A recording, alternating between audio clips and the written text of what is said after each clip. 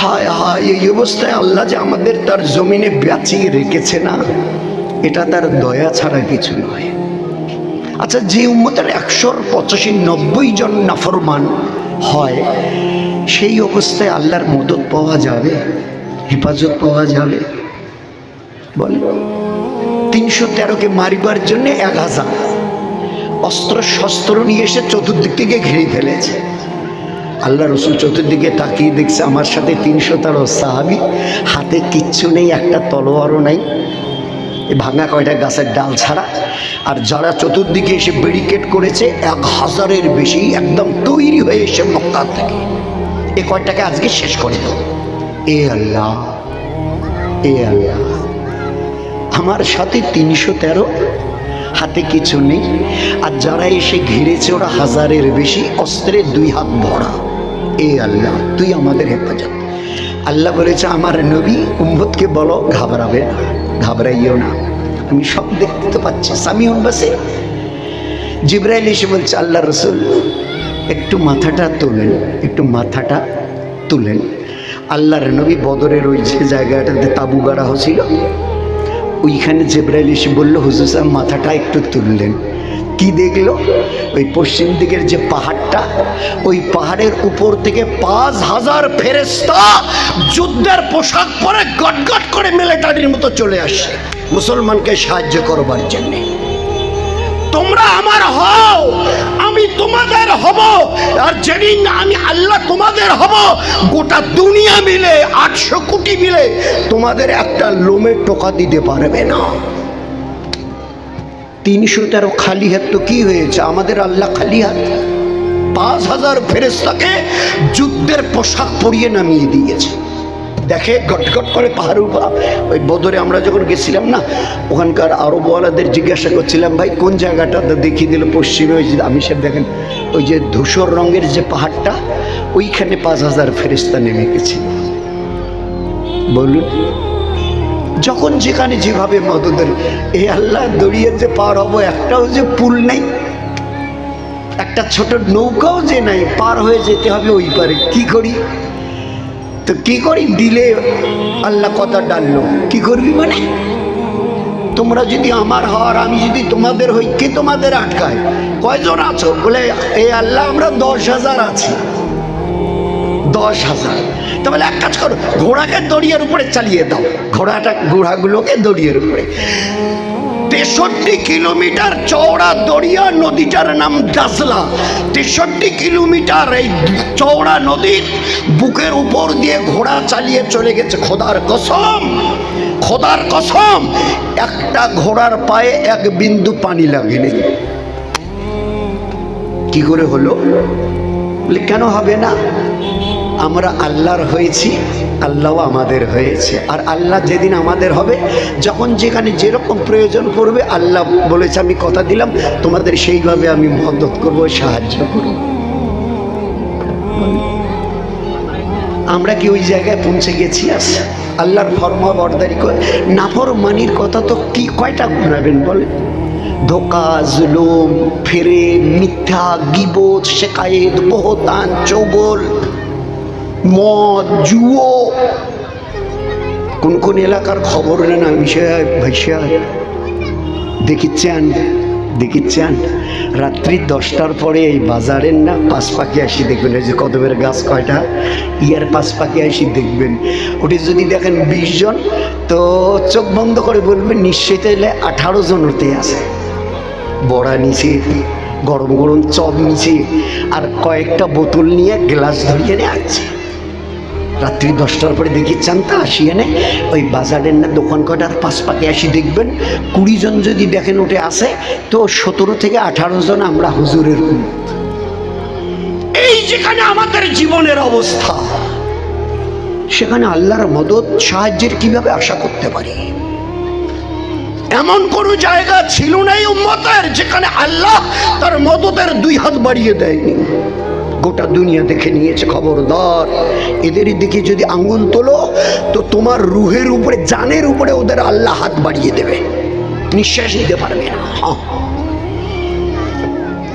আখির, শুরু থেকে আখির পর্যন্ত আল্লাহ দেখিয়ে দিয়েছে। মুসলমানের সঙ্গে আল্লাহর মদত কতটা। একদিকে আমরা, এপাশে আমাদের ঘরের মা বোনেরা, কয়টা মা বোন ইবাদতের দ্বারা নিজের জীবনকে ঠিক করেছেন। নামাজ, রোজা, তেলাওয়াত, পর্দা পুশিদা, বাচ্চাদের তালিম তরবিয়তের জিম্মেদারি 190% মায়েদের উপর। আমরা তো সকালে উঠি হাল দিয়ে চলে যাই, সকালে উঠি বাজার ঝোলা ধরি বাজার যাই, সকালে উঠি যা দোকান খুলি, যারা চাকরি করি 10টা বাজতে না বাজতে 4টে ভাত খেয়ে আনি অফিসে চলে যাই, স্কুলে গিয়ে মাস্টারি করি। বাচ্চাদের তরবিয়ত আল্লাহ রসুল সাল্লাল্লাহু আলাইহি বলছেন মায়েদের কোল বাচ্চাদের মুক্ত, মায়েদের কোল বাচ্চাদের মাদ্রাসা। এই মা বোনেরা আমার উম্মতের, তোমরা সহি দিন শিখো, এদের বা তোমাদের ঘরের বাচ্চা বাচ্চিদের দিনের উপরে এদেরকে তরবিয়ত করো সুন্নাত তরিকায়। করছে বলেন আমাদের টাড়ির বাড়ির কয়টা ওইরকম বাচ্চা বাচ্চি আছে যারা এলমে দিন শিখেছে সেইভাবে মক্তবে গিয়ে, কটা সংখ্যা তাদের কত। আমাদের বাড়ির কটা বাচ্চার মা তরবিয়ত করেছে। আমাদের বাড়িতে যে কোনো একদিন সময় আইসেন, তো যে কোনো টাইমে সকালে দুপুরে সন্ধ্যায় আইসে, খালি গেটও দাসি খাড়াইবেন। আমার 1.5 বছরের বাচ্চাটা খালি যদি গিয়ে দেখে যে একজন লোক দাঁড়িয়ে আছে, তো দেখি কবি আসসালামু আলাইকুম, আসসালামু আলাইকুম। শিখিয়েছি আজ আমার বাচ্চার হাতে একটা কমলা একটা বিস্কিট দিয়ে দেখেন, দেওয়ার সঙ্গে সে হাতে নেওয়ার সঙ্গে থাপকেশ করে বসবে বিসমিল্লাহ। তরবিয়ত করতে পেরেছি। আমার বাড়ির 3, 4, 5, 8, 10, 12, 15 বছরের বাচ্চা মেয়েটি, আপনি যে কোনো টাইমে আমাদের বাড়িতে আসেন, এই বেটিটা বাড়িতে থাক আর বাইরে থাক, মাথায় করোনা ছাড়া পাবেন না। তরবিয়ত করতে পেরেছি। আমার 2 বছরের বাচ্চাটার যদি পেশাব লাগে, আপনি একটু লক্ষ্য করে দেখবেন, আম্মা শিশি, তো আমি যদি ওর প্যান্টটা টেনে দেই, দৌড়ি গিয়ে বসে তবে পেশাব করবে। 1 বছর 1.5 বছরের জন্য দাঁড়িয়ে করবে না। তরবিয়ত করতে পেরেছি। আমার বাড়িতে যদি আসেন তো দেখবেন আমার এই 2 বছরের মেয়েটা ইস্তেঞ্জা পেশাব অথবা পায়খানা যদি করে, পূব আর পশ্চিম দেখে তারপরে ওইভাবে বসে পেশাব পায়খানা করবে। পূব দিকে অথবা পশ্চিম দিকে মুখ আর পিছন করে করবে। তরবিয়ত করতে পেরেছি। বলেন বলুন না কতটা তরবিয়ত করেছি। দরকার নেই, দরকার নেই, বলুন কতটা তরবিয়ত। জন্মের দিন থেকে তাদের তরবিয়ত করো, জন্মের দিন থেকে। ওই জন্য ইলমি দিন জন্মের দিন থেকে শেখাও, জন্মের দিন থেকে ইলমি দিন শেখাও, দিনের সবক। যার জন্য বাচ্চাটার মায়ের পেট থেকে বেরিয়ে এলো, ভিতরে যারা মেয়েরা থাকে কায় ভাই বাইরে আসেন ভাই, বাচ্চাটা প্রসব হয়েছে, আজান দাওয়া খামর দাও। আর এই বাচ্চা আজান শুনি কি হবে, মেয়েতে এলাই বেড়ে আসিল মায়ের পেট থেকে, টোয়া টোয়া টোয়া টোয়া করে। বলছে নেই, শরীয়তের হুকুম হলো এই আনেওয়ালা বাচ্চা যে দুনিয়ায় এলি, এই দুনিয়ার কামিয়াবি আর এর দুনিয়ার পরে আর একটা দুনিয়া আছে আখেরাত, যার নাম, তার কামিয়াবি আল্লাহ এবং তার নবীর হুকুমের উপরে চলার মধ্যে। এই জন্য আজান আর আকামত দেওয়া হয়। এই দুইটা হচ্ছে বুনিয়াদ। ওই আনেওয়ালা বাচ্চাকে শুনিয়ে দাও, সে বেটাই হোক আর বেটি হোক, যে তোমার দুনিয়ার কামিয়াবি আল্লাহর হুকুম আর নবীর তরিকার উপরে চলার। এই কথাটা এক্ষুনি মায়ের পেট থেকে বেরিয়ে এলো, গোসল পরে দিও, দুধ পরে খাওয়াইও, ওর মুখে মধু পরে দিও, ওর গোসল পরে দিও, ওর গায়ে কাপড় পরে দিও। আগে আল্লাহ রসুলের কথার দিনের কথার দাওয়াত ওর কানে পৌঁছে না। কত বড় জরুরি, কত জরুরি বলুন। আমাদের মায়েরা করতে পেরেছে কেন? কেন আমাদের মা বোনদের একটা বড় আফসোস হয় না? এই আল্লাহ, তুই এই নবীর উম্মতের নাম নিলি, তোর পেয়ারা রসুল নাম নিল, আমাদের নামটা কি কোনোদিন তুমিও নেবে না, তোমার নবীও নেবে না? এত বড় গুনাহ করেছি আমরা, না তুমি নেবে না তোমার নবী নেবে। আল্লাহ নাম নেয়নি, এই উম্মতের মা বোনের মেয়েদের নাম নেয়নি। হযরত আব্দুল ওয়াহিদ রহমতুল্লাহ আলাইহ চিশতিয়া তরিকার বহুত বড় আল্লাহওয়ালা ছিলেন। চিশতিয়া তরিকার আব্দুল ওয়াহিদ রহমতুল্লাহ আলাইহ খবের মধ্যে আল্লাহর জিয়ারত হয়েছে। আল্লাহকে বলছে, আল্লাহ জান্নাতে আমার বিবি কে হবে?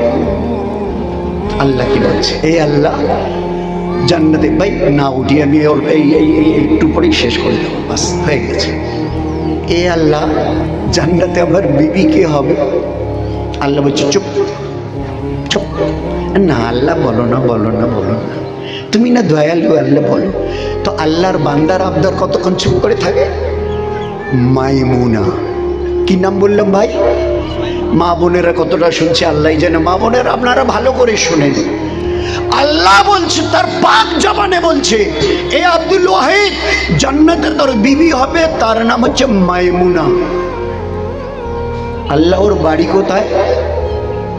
কুফা।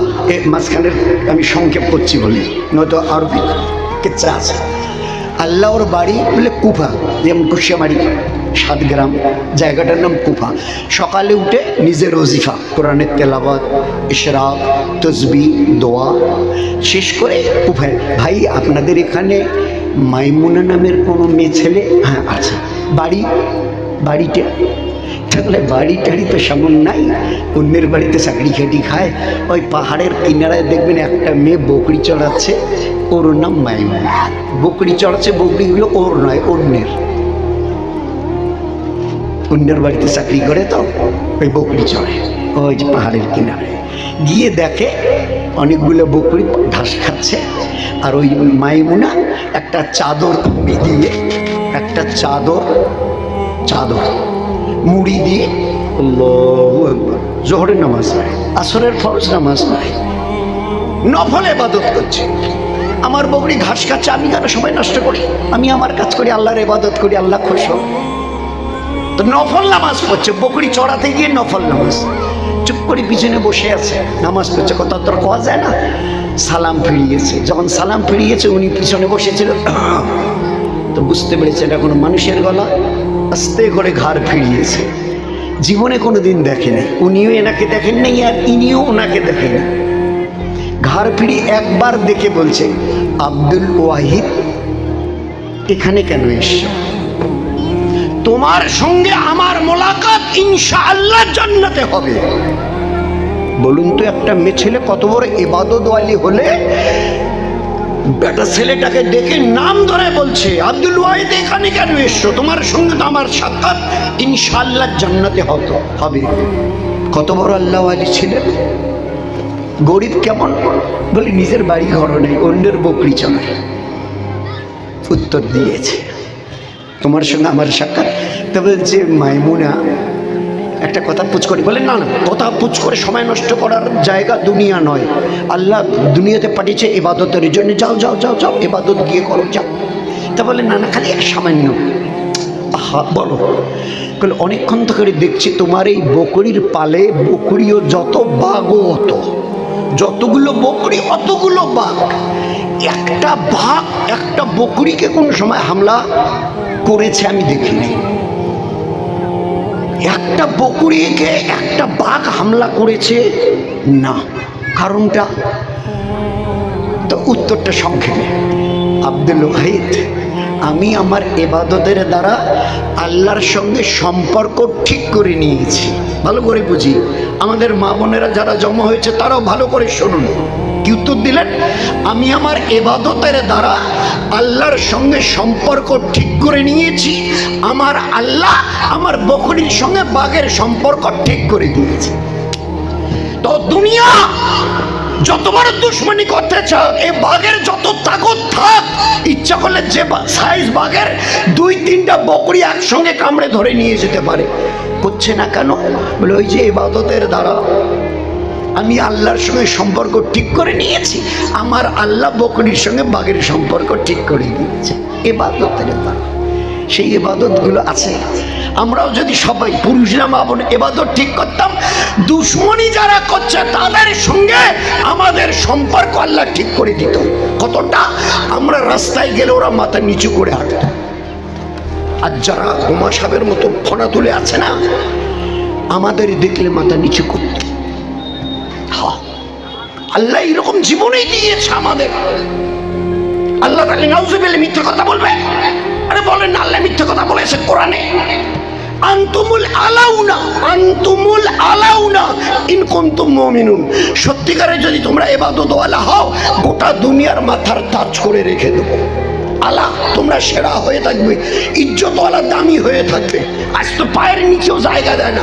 ভাই এটা না খুকশিকের বাড়ি করে বলে, না না চলবে না, তোমাদের কাছে সবজি বিক্রি করা যাবে না। তোমরা যদি আমাদের দোকানে আসো সবজির জন্য, আমরা দেবো না। আর তুমি যদি দোকান খুলে বসো তো আমরা নেব না। তোমরা বাড়ি ভাড়া দিলে আমরা নেব না। আমাদের বাড়ি ভাড়া চাও তো তোমাদের দেবো না। আমাদের বাড়ির সামনে দিয়ে রাস্তা দিয়ে তোমাদের হেঁটে যেতে দেবো না। এই অবস্থা চলছে কেন? আমাদের বদামলের জন্যে। আর আল্লাহ কি বললেন? আনতুমুল আলা, আলা আলা, তোমরাই সেরা, দামি হবে। ইন কুনতুম মুমিনুন, সত্যিকারে যদি তোমরা মাননেওয়ালা হও, ইবাদতওয়ালা। আগের আয়াতে ইন্না হিজবুল্লাহ হুমুল গালিবুন, আল্লাহর হয়ে যদি চলো তোমাদেরকে গালিব, জয়ে জয়ী করা হবে। আমাদের নাকি জয়ে জয়ী করে রাখবে আল্লাহ চিরকাল, চিরদিন, যুগ যুগ ধরে। আজ পায়ের কাছেও জায়গা দেয় না। তো আব্দুল ওয়াহিদকে মাইমুনা উত্তর দিয়ে পাঠিয়ে দিল, যাও গিয়ে ইবাদত করো। একটা গরিবের ইবাদত বাঘের সঙ্গে সম্পর্ক বকরি ঠিক করে দিয়েছে। হুজুর সাল্লাল্লাহু আলাইহি ওয়াসাল্লাম মসজিদে নববীতে আমাদের মতো উম্মত হুজুরের সামনে, হুজুর বললেন, তোমরা একটা জান্নাতি মেয়ে দেখবে, জান্নাতি মেয়ে একটা দেখবে। আল্লাহ রাসূল বলেন বলেন বলেন কোথায়? ওই ওই যে রাস্তা দিয়ে, যারা মদিনায় গেছে মসজিদ নববীর সামনে, বলছে ওই যে রাস্তা দিয়ে যাচ্ছে, দেখে নাও, এই মেয়েটা জান্নাতি। আচ্ছা, আল্লাহ রসুলের কি নাম? বলে উম্মে আয়মান। আমরাও খেয়াল রাখি, মা বোনেরাও খেয়াল রাখুন নামটা। আগের নাম হচ্ছে মাইমুনা। হুজুর কি বললেন? জান্নাতি মেয়ে দেখবে, ওই যে রাস্তা দিয়ে যাচ্ছে, এই মেয়েটা, এর না, এর জান্নাতি, জান্নাতি মেয়ে ছেলে, এর নাম উম্মে আয়মান। আচ্ছা তাই? কিরকম আল্লাহ রসুল বলেন না কিরকম? ওহো, একটু শুনবে? আচ্ছা শোন।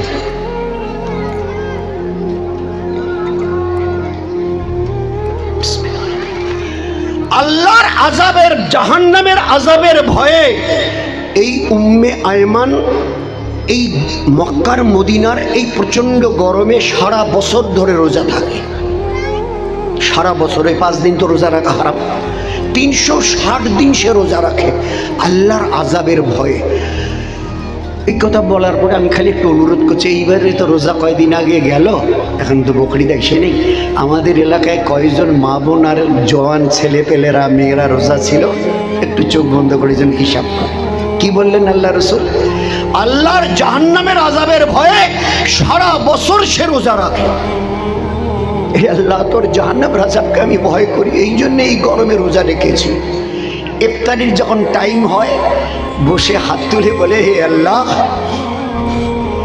আমি এত বড় গরিব যে একটা খেজুরও যদি জোগাড় করতে পারতাম তবুও হতো, কিন্তু একটা খেজুর জোগাড় করার মতো সামর্থ্য আমার নেই যে মুখে দিয়ে আমি ইফতার করব। তো তার এই কথাটা বলা শেষ হওয়ার আগে আল্লাহ পাক, সাত আসমান জমিনের মালিক, জান্নাত থেকে তার জন্যে রশি লাগানো বর্তনে তার সামনে জান্নাতি খানা পাঠিয়ে দেয়। এই মেয়ে ছেলেটার জন্য জান্নাত থেকে খানা আসে। কিরকম দেখতে? বলে দুধের চাইতে বেশি সাদা, মিষ্টি, বলে মধুর চাইতে বেশি মিষ্টি। এইরকম প্রতিদিন ইফতারির টাইমে জান্নাত থেকে। আর জান্নাতি খানা তো জান্নাতে খাওয়াবে, কিন্তু জীবনকে ইবাদতের দ্বারা যদি একটু পাক সাফ করি তো আল্লাহ দেখিয়ে দিয়েছে।